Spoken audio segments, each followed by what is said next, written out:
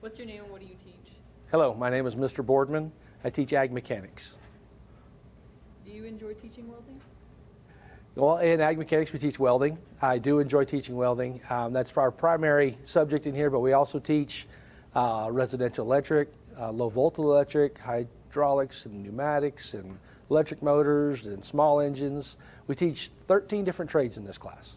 So the reason we teach trades at Roswell High is because it's such a need for students to be involved in the trades. There's not a lot of people filling positions as older gentlemen like myself retire. So trades are a good opportunity to make a lot of money and have a lot of fun while doing it.